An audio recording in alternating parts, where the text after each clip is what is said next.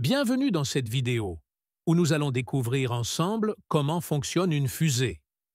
Les fusées sont des machines incroyables qui nous permettent d'envoyer des satellites, des sondes et même des humains dans l'espace. Mais comment font-elles pour se déplacer? Et pourquoi ont-elles besoin de tant de puissance? Plongeons dans le monde fascinant de la propulsion des fusées.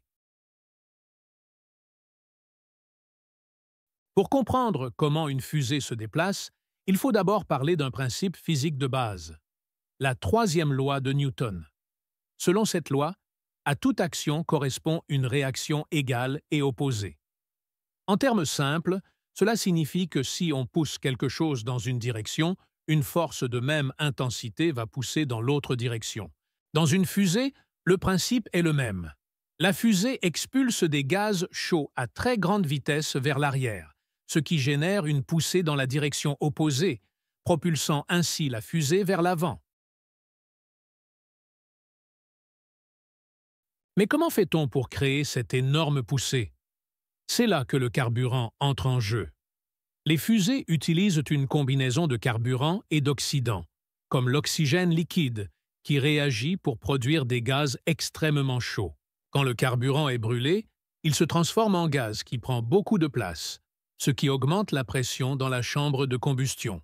Ces gaz sous haute pression sont ensuite expulsés par la tuyère, la partie étroite qui les accélère et leur permet de sortir à très grande vitesse, créant ainsi la poussée nécessaire pour déplacer la fusée. Lors d'un lancement, la fusée ne va pas simplement monter en ligne droite.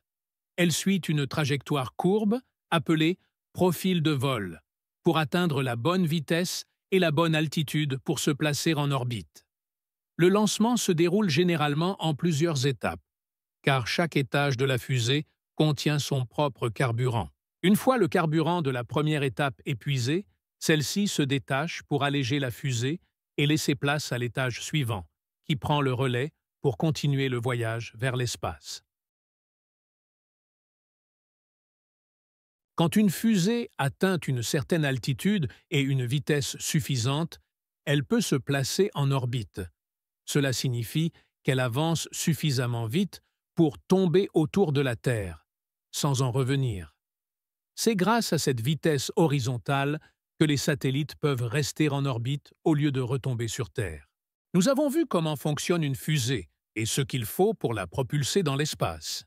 C'est un mélange de physique, de chimie et de précision qui rend tout cela possible. Grâce à cette technologie, l'humanité peut explorer l'espace, observer la Terre et repousser toujours plus loin les frontières de la science. Merci d'avoir regardé cette vidéo. Si tu as aimé, n'oublie pas de liker, de t'abonner et de partager. À la prochaine pour un nouveau voyage dans le monde de la science.